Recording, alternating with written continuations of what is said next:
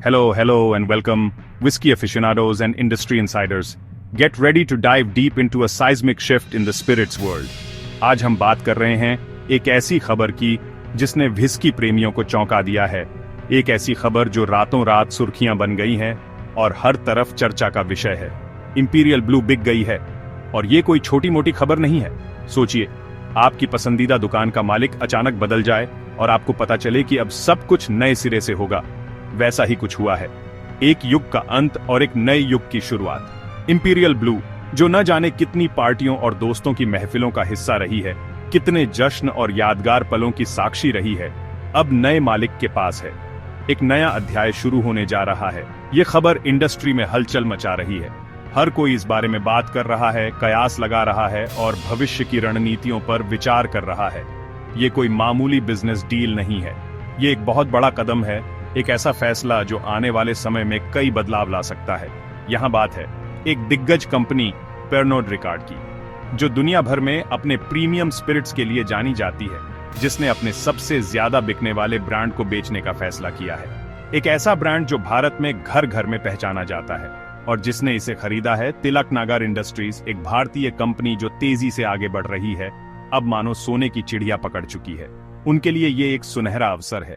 Deal की कीमत है 412.6 मिलियन यूरो। ये एक बहुत बड़ी रकम है। ये सिर्फ आंकड़ों की बात नहीं है, ये सिर्फ एक नंबर नहीं है। ये रणनीति, बदलते वक्त और भारतीय स्पिरिट्स बाजार के भविष्य की कहानी है। ये एक दूरदर्शी सोच का नतीजा है। इंपीरियल ब्लू की बिक्री ने सबको हैरान कर दिया है। किसी ने भी इसकी उम्मीद नहीं की थी। ये वही ब्रांड है जिससे कई लोगों ने अपनी व्हिस्की यात्रा शुरू की थी, जिसने उन्हें व्हिस्की की दुनिया से परिचित कराया।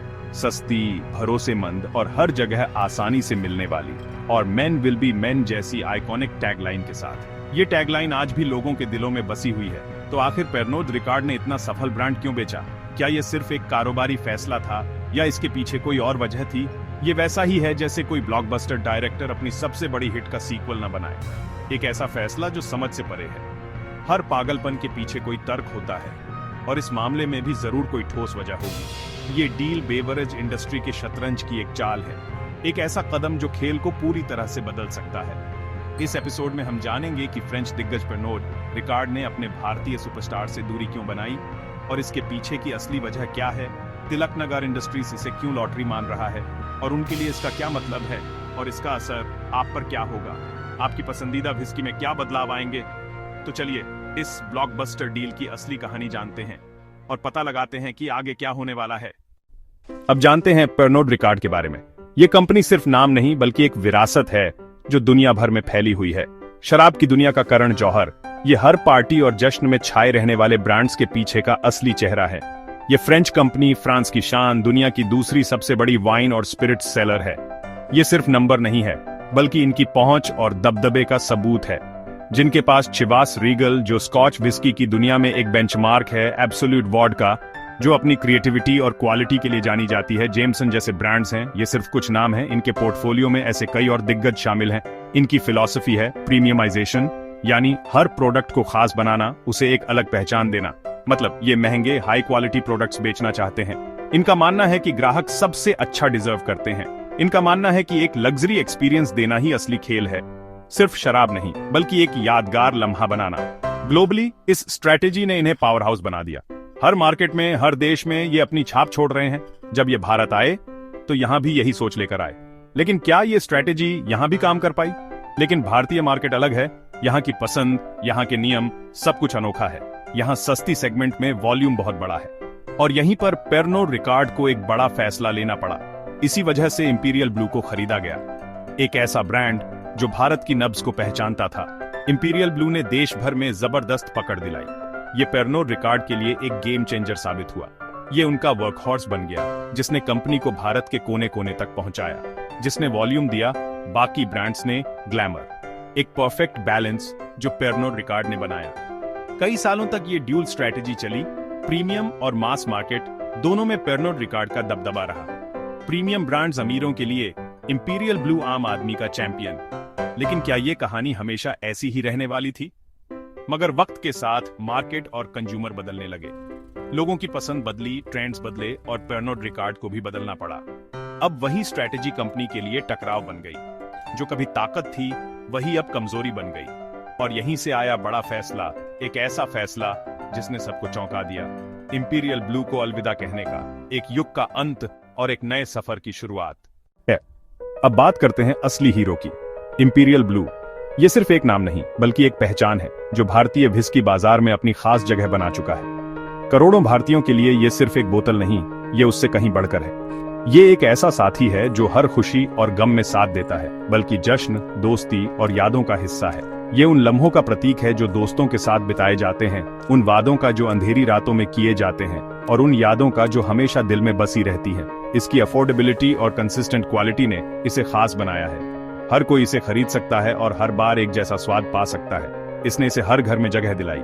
ये सिर्फ एक ड्रिंक नहीं बल्कि परिवार और दोस्तों के साथ बिताए गए पलों का हिस्सा बन गया है। ये लोगों की विस्की है, भरोसे का नाम। सालों से इंपीरियल ब्लू ने लोगों का विश्वास जीता है और ये आज भी कायम है। इसकी मार्केटिंग भी कमाल की थी, इतनी असरदार कि लोग आज भी इसके बारे में बात करते हैं।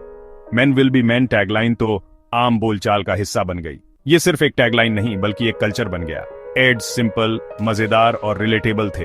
हर कोई उनसे जुड़ सकता था क्योंकि वो हमारी रोजमर्रा की जिंदगी की कहानियों को दिखाते थे।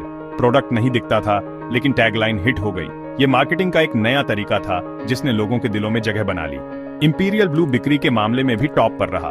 इसने कई रिकॉर्ड तोड़े और नए बेंचमार्क स्थापित किए। सालों तक ये दुनिया के सबसे ज्यादा बिकने वाले व्हिस्की ब्रांड्स में शामिल रहा। ये भारत के लिए गर्व की बात थी। इसने पेरनोड रिकार्ड को पूरे भारत में जबरदस्त पहुंच दिलाई। इंपीरियल ब्लू की सफलता ने पेरनोड रिकार्ड को भारत में एक मजबूत खिलाड़ी बना दिया। लेकिन एक दिक्कत थी, एक ऐसी चुनौती जिसका सामना हर सफल ब्रांड को करना पड़ता है। वॉल्यूम तो बहुत था पर मुनाफा कम। ये एक ऐसी समस्या थी जिसका समाधान ढूंढना जरूरी था। प्रोडक्शन, डिस्ट्रीब्यूशन और मार्केटिंग की लागतें बढ़ती गईं। बाजार में प्रतिस्पर्धा भी बढ़ रही थी जिससे मुनाफा कम हो रहा था। हाल के सालों में प्रॉफिटेबिलिटी पर दबाव बढ़ा। ये एक गंभीर चिंता का विषय था जिस पर ध्यान देना जरूरी था। गोल्डन गूज अब भी अंडे दे रही थी पर उतने सुनहरे नहीं। इसका मतलब था कि कुछ बदलने की जरूरत है। ये साफ संकेत था कि अब बदलाव जरूरी है। इंपीरियल ब्लू को अपनी रणनीति में बदलाव करना होगा ताकि वो बाजार में अपनी जगह बनाए रख सके। तो आखिर पेरनोड रिकार्ड ने इतनी बिकने वाली ब्रांड क्यों बेची? जवाब है premiumisation. Pernod Ricard premium segment का राजा बनना चाहता है, न कि वैल्यू मार्केट का खिलाड़ी। इंपीरियल ब्लू उनके दीर्घकालिक विजन में फिट नहीं बैठती थी। ये वैसा ही है जैसे लग्जरी कार कंपनी सस्ती कार बनाए, ब्रांड पहचान कमजोर हो जाती है। इंपीरियल ब्लू रखना स्ट्रैटेजिक टकराव बन गया था। एक तरफ प्रीमियम ब्रांड्स, दूसरी तरफ budget brand. Sales volume high था लेकिन ग्रोथ रुक गई थी।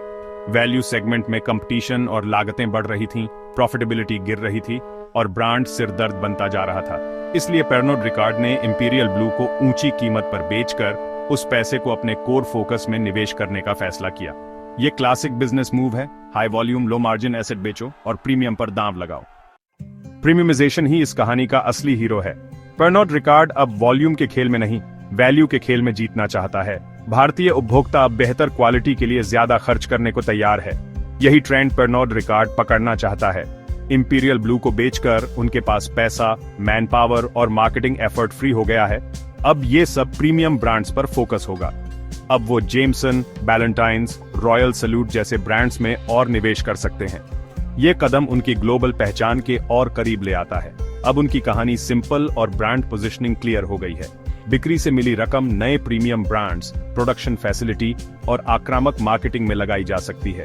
असल में ये एक रणनीतिक वापसी है, एक प्यादा कुर्बान ताकि राजा को जीत दिलाई जा सके। ये बोल्ड, भविष्य की सोच वाला कदम है जो वॉल्यूम से ज्यादा मुनाफे को प्राथमिकता देता है। अब खरीदार की बात, तिलक नागर इंडस्ट्रीज। ये डील उनके लिए सिर्फ अधिग्रहण नहीं बल्कि ट्रांसफॉर्मेशन है। तिलक नागर को आमतौर पर ब्रांडी ब्रांड्स के लिए जाना जाता है, लेकिन वे व्हिस्की में भी पहचान बनाना चाहते थे।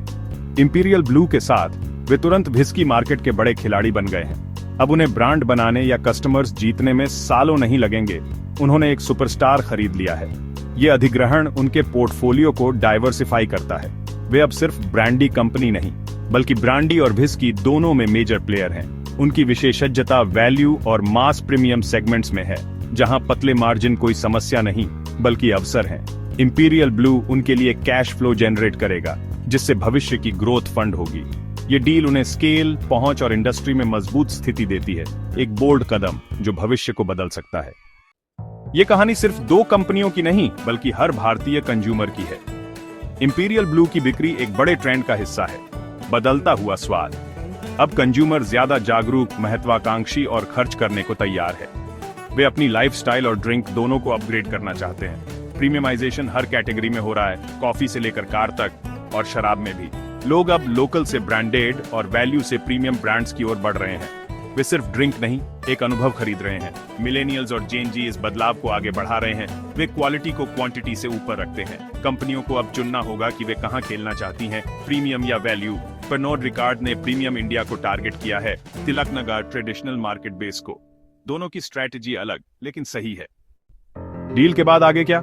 पर्नोड रिकार्ड अब फोकस्ड और प्रॉफिटेबल भविष्य की ओर बढ़ रहा है, अब उनकी पूरी एनर्जी प्रीमियम पोर्टफोलियो पर। हम उम्मीद कर सकते हैं कि चिवास, जेमसन, एब्सोल्यूट जैसे ब्रांड्स के लिए और आक्रामक मार्केटिंग होगी। वे नए प्रीमियम प्रोडक्ट्स और वेरिएंट्स लॉन्च कर सकते हैं ताकि शहरी कंज्यूमर को टारगेट किया जा सके। तिलक नगर इंडस्ट्रीज अब एक बड़ी डाइवर्सिफाइड कंपनी बन गई है। उनका सबसे बड़ा चैलेंज होगा इंपीरियल ब्लू को स्मूथली इंटीग्रेट करना। अगर वे क्वालिटी और ब्रांड इमेज बनाए रखते हैं तो इनाम बड़ा होगा। तिलक नगर अब इंपीरियल ब्लू के डिस्ट्रीब्यूशन नेटवर्क का इस्तेमाल अपने दूसरे ब्रांड्स के लिए भी कर सकता है। कंज्यूमर के लिए बदलाव तुरंत महसूस नहीं होगा, बोतल वही, कीमत वही, लेकिन लंबी अवधि में नए वेरिएंट्स या एक्सटेंशन आ सकते हैं। ये डील इंडस्ट्री में सेगमेंटेशन को और क्लियर करती है। अब कंपनियां या तो वैल्यू या प्रीमियम पर फोकस करेंगी। तो दोस्तों, यही थी इंपीरियल ब्लू की इनसाइड स्टोरी। ये कोई ब्रांड फेल होने की कहानी नहीं बल्कि एक रणनीतिक फैसला है। पर्नोड रिकार्ड ने प्रीमियमाइजेशन पर फोकस किया, तिलक नगर ने स्केल और दबदबा हासिल किया। दोनों ने अपनी अपनी जंग का मैदान चुन लिया है। आगे का सफर दिलचस्प होगा। भारतीय स्पिरिट्स मार्केट अब और रोमांचक और प्रतिस्पर्धी होगा। कंज्यूमर के लिए ये क्लियर सेगमेंटेशन फायदेमंद है, चाहे अफोर्डेबल ड्रिंक चाहिए या लग्जरी सिंगल माल्ट। आखिरकार बिजनेस भी जिंदगी की तरह बदलाव के साथ खुद को ढालने का नाम है। अगली बार जब इंपीरियल ब्लू की बोतल देखें, उसकी शानदार जर्नी को याद करिएगा। चलिए एक टोस्ट उठाते हैं। चीयर्स।